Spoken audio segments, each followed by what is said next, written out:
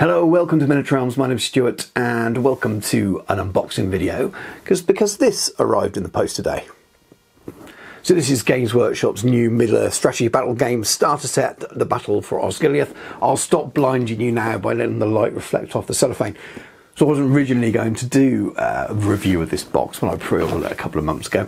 I knew that loads of the bigger channels out there would have unboxed it and had reviews and preview copies a long time ahead of any chance that I'd get hold of my set.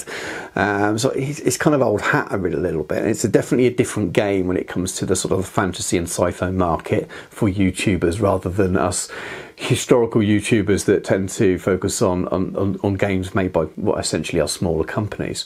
But I also know that many of you do like Lord of the Rings stuff, and I know that a few of you are playing Middle-earth strategy battle game. I know that some of you are thinking about it. So I just thought, as I unboxed it, I can just give a little rundown of whether it's a good start for a new starter, and just talk about what you get in the box really, and if you were new to starting the game, is it worth it? So let's get the box open. Here we are. Let's get this horrible cellophane off so it's not reflecting in the light anymore. Let's have a little look at the back of the box. This is probably the best way of describing what's in it without reverting to the website, which we might have a little look at later. But so you get two forces in the box, but your box contents are the 224-page hardback rulebook, and we'll come back to that a little bit in a moment.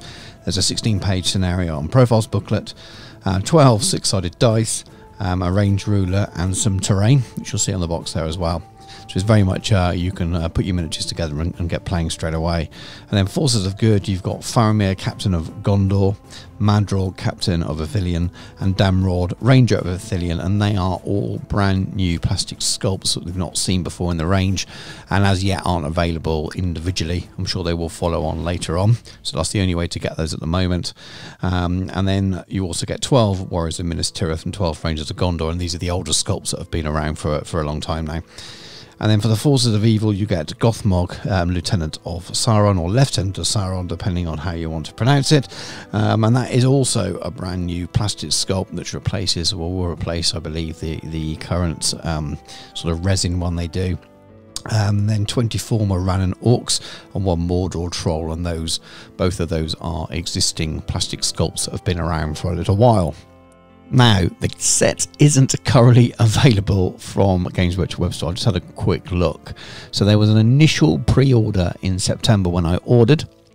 The full recommended retail price is £125.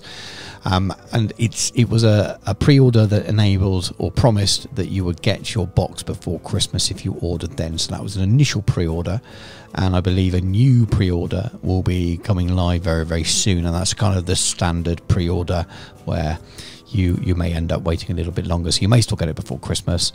But I've just had a little check on their website, and it's not available. And if you look on the rules sections, then there is no rule book there either.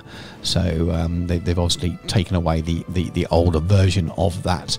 If you click on the getting started, it takes you to the kind of Middle-earth strategy battle game landing page, which is fantastic, and it's got Battle of Osgiliath on there, and it tells you about what's in the box. You can have a quick flick through. It tells you about the rules manual, but when you click on the order now, it takes you to this page, which is being very slow, and there's nothing available at the moment in time. Now, I ordered mine and got mine through Battlefield Hobbies in Daventry in the UK, and they currently have, at the time of me recording this, 2 left in stock. So you may well find that there are third-party retailers who you could also do this pre-order through, that may well have ended up with extra copies in store. So you're probably more likely to be able to pick them up, which is a bizarre situation, but more likely to pick them up from third-party places right now. But once they've gone, and they sell it for £112.50, and the prices may vary from third-party retailer to third-party retailer. Well, let's get the lid off the box and finally have a little look what's inside after I rabbited it on a little while already. And you first met with the smell of new plastic, of course, and then piles and piles of new sprues. What I won't do is show any close-ups of the older miniatures that have been around for, what, 20 years or so. 2007 this one is on the date on this frame. So these are Morannon Orcs. These are your standard warriors of Minas Tirith, again, that have been around and have been in many starter sets. Some people wish they were updated. In some ways I do. I'd love to see new plastic sculpts.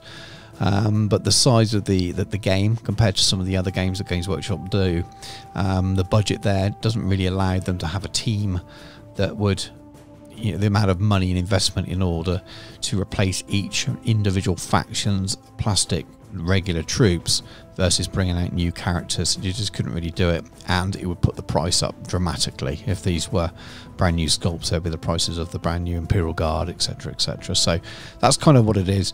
I like them, they're fine, and I'd rather have the new plastic heroes, but that's the reason for it. If people wonder why I'm still using these older sculpts, really, and there's probably more reasons as well. Right, so these are some of the new sculpts. I'm going to put those to one side because we'll have a good look at those in a little bit closer when I move the box out of the way. More Morannons. Have your troll model, and it can be built in multiple different ways because it's a multi-kit, etc, etc. I've got a few of those models. The new terrain, new Minas Tirith terrain, so this is new for this set, and no doubt will be available individually as well. There's four sort of sheets of that, 4 sprues of that, and then you have this protector, which generally goes over to protect the books and things like that inside. Nice map there. That's pretty cool, actually. I don't always keep these things for games and things I've had, but being a bit of a Lord of the Rings geek, that's a really nice Middle-earth map. Very cool. And we have the rules manual all sealed in cellophane, and we'll have a little flick through that in a moment. And we have the Battle of Osgiliath construction booklet, which is going to have your instructions for building your new miniatures and the old ones. Really detailed stuff. Instructions for your terrain. These are really modular, these new terrain kits they do, so they can be built in any number of ways, multiple levels and things. They are absolutely fantastic. If they're anything like the Rohan buildings and some of the newer kits like that, they are some of the best things around. Really, really cool. Some pictures on the back of some of the painted miniatures. And we have the Battle of Osgiliath sort of starter book, some card tokens, gameplay summary, etc, etc.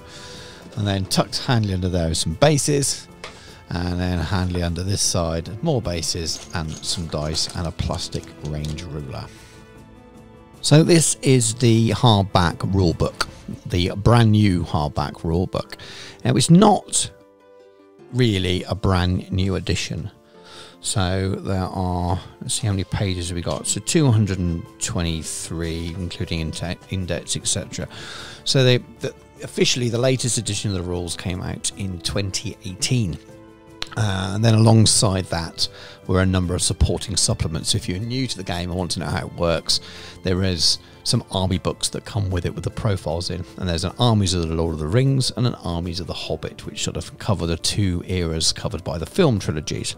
Then other than that, you get further supplements as well, and these are campaign supplements, and there's been Gondor at War, Scouring the Shire, War in Rohan, Quest of the Ringbearer, Fall of the Necromancer and Defence of the North, and more to come, I'm sure.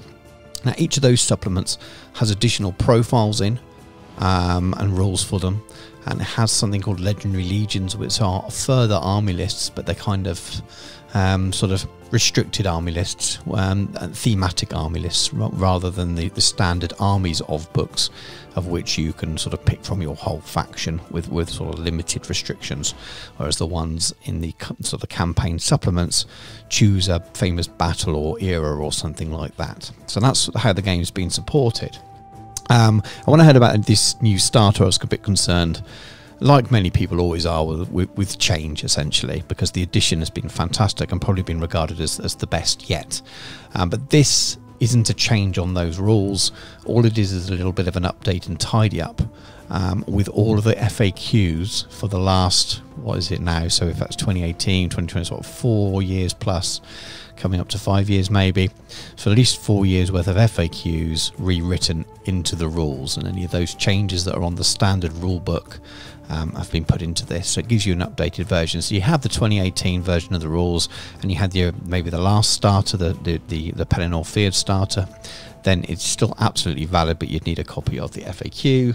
Obviously, it depends on your gaming group. If you're all playing from the same set of rules, you don't need the FAQs, etc. But this is 4 years worth of little tidy up and updates and things. So let's have a little very quick flick through. I'm not going to flick through 200 plus pages and things. It's presented very much the same way as all those other books, which is as expected, same font, same style, and it fits in just with everything else. And I've got all of those supplements. I'm a huge Lord of the Rings fan. Even though I've been playing a lot more historical games recently, this will always have a massive place in my heart for gaming. It's one of the best games around there, still based on the original rules written by Rick Priestley. So, you know, I'm flicking through this, and I'm not going to really read any of it because I know the rules, just about know the rules, and I've flicked through the FAQs over the years. So this is just a nice way of tidying it up now, so you don't have to refer to FAQs. But it's a way of refreshing the game with a new starter set. I think it's an elegant way of doing it, not bringing out rules that just for the sake of bringing out rules, and well, I think it's really nice not to sort of throw the baby out of the bathwater, so to speak, and not invalidate anything from the previous starter. They're all still valid, including the rules if you really wish them to use them that way. Now, these rules aren't currently available on their own. I would be astounded if, once we hit general release with this box set, if this book isn't available to buy on its own on hardback, and the same with the terrain that's in the box and the new character models. They'll all be available as well. They have been for all the others. It would be crazy if not. But lovely looking book. They produce great books. It's full colour, really, really shiny, hardback book, etc. Everything you'd expect from Games Workshop publications. Let's have a little quick look at the sort of the starter booklet. These are always really handy for new players or people who haven't played for a while and getting back into it, or maybe played a previous edition. This is actually fairly thick, glossy cover on these. They're often get pretty dog-eared fairly quickly. And this is if you're brand new to the game and you don't have any of those army booklets. It will give you the information you need to learn the game and to play with the miniatures that you get in the box itself. So it's sort of, this is the thing to read first. If you've never read anything else, you'll get started booklet. You see that in many starter boxes. In Flames of War I've been playing recently, they have like a little get started booklet which talks you through most of the main mechanics and things. This has some basic scenarios in, and I obviously haven't tried this. You've just seen me open the box, but my experience from existing sort of little starter scenarios like this, they have very few miniatures involved, and they're designed to help you learn the mechanics and the rules. And looking at the participants here, we're looking at 12 basic warriors versus 12 basic warriors, so not even any heroes there, just getting used to the basic mechanics. And I'm sure they'll add in other things. There we go. The second scenario adds in your first heroes there, so you get used to heroes and the way they work, and the different way they work to normal warriors. But there's also, you know, a tiny little bit of narrative built into following these along, so it's a good fun way of getting your models painted and sort of completing the scenarios. You go fall back to Minas Tirith. We've all seen that scene in the film when they come over on the boats, and I think, and this has got to be something around that period. And then you've got profiles for all the miniatures in the starter. Now these will be in the army books, so Armies of the Lord of the Rings, and or the supplements as well, depending on which versions. I think these are all sort of standard in the earlier books, and if there has been a change, they'll be updated. So very nicely done, really nicely presented, and well, that's all you really need. And there you go, and there's a gameplay summary on the back, sort of a quick reference, and including the heroes that you've got in the starter set. So I wanted to have a little look at the terrain a little bit closer too, mainly because this is one of the new things in the box, along with those new heroes, which we'll look at in a moment, and it might well interest some existing players that are having a close look at it for the first time, and they haven't seen a million other videos and pictures online. But as you can see, this is fully modular. You've got corners and middle joining plouts. You've got floors and wall sections, doors, little sort of corner pieces and buttresses. And you can see you click it off and it clips together, almost like an adult version of Lego. Fully detailed both sides, so even the undersides of the floors have got wooden beams and things here. The insides here have got recesses on the window coves. It is extremely highly detailed and very, very, very impressive.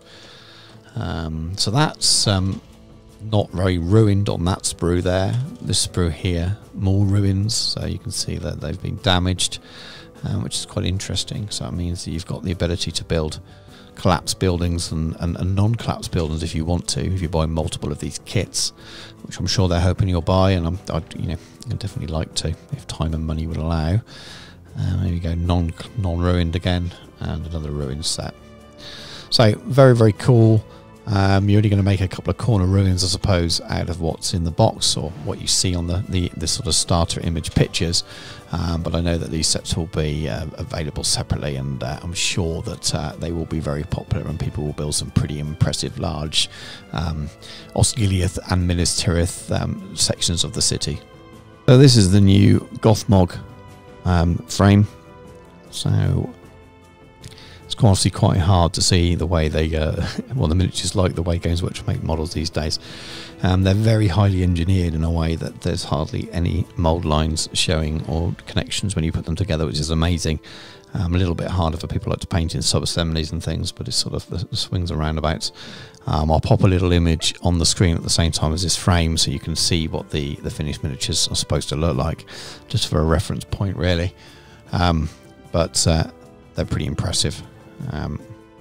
As they nearly always are for these the new Lord of the Rings miniatures. Very, very faithful to the films. The sculptors do a fantastic job. It looks like you've got two different heads, one for the mounted and one for the foot version. Two versions of the model. And yeah, I'm looking forward to getting this built and painted. God knows when. Half a Mordor army sitting waiting to be done for a long time. In fact, more than half an army, and these Morannon orcs and this Gothmog will get added to the pile. And here's the Damrod, Madril and Faramir frame. And again, hard to see the way they're cut up. It's almost hard to see whether there's 3 miniatures on here, but I've checked there is. And that's what the instructions are for. And I definitely recommend following them with GW models if you have been away from them for a while. Back in the days when you can kind of trim all the legs off and all the torsos and all the arms and work it out for yourself, have gone. But once they do go together, they are fantastic. Again, I'll pop a image on the screen so you've got a reference point here. I think the way it's designed, I remember from the design notes when they sort of talked about launching it, that while they're all positioned leaping over or hiding or behind or around sort of ruined Osgiliath, the miniatures are all separate from that. So if you want to sort of have them in a different situation, you don't have to have them on those bits of terrain, etc. But again, these are stunning. Now, I had all of these in metal. I think I've still got a couple of them, their versions in metal. Again, because I had a sort of a Ranger-based army waiting to be sort of built and painted, like I have with many things for Lord of the Rings. As soon as I pre-ordered this, I sold off the metal versions. Some people like to collect all the old versions, but these are so good. I just knew I'd never want to paint the older ones. While they have a bit of charm, these were never going to be replaced. So these look brilliant. This was probably my most sort of excited part of this box, was to get these ones built and painted. And hopefully I'll find some time over the next month or two at least to get 1 or 2 of them painted as a bit of a test for or a tutorial on the channel or something. But these are great. So is a set like all this worth it? It's definitely a lot more expensive than a starter set for most historical games in the past. Anyway, there are some sort of exceptions out there at the moment. The latest Warlord Games Epic Battles starter sets are this kind of price range, even though you get an absolutely massive amount of plastic in the box. But you know, for those of you who are at this channel for playing historical games and things, and have never sort of played a Games Workshop game before, and you're looking at these starter sets and just thinking how expensive they are they worth it?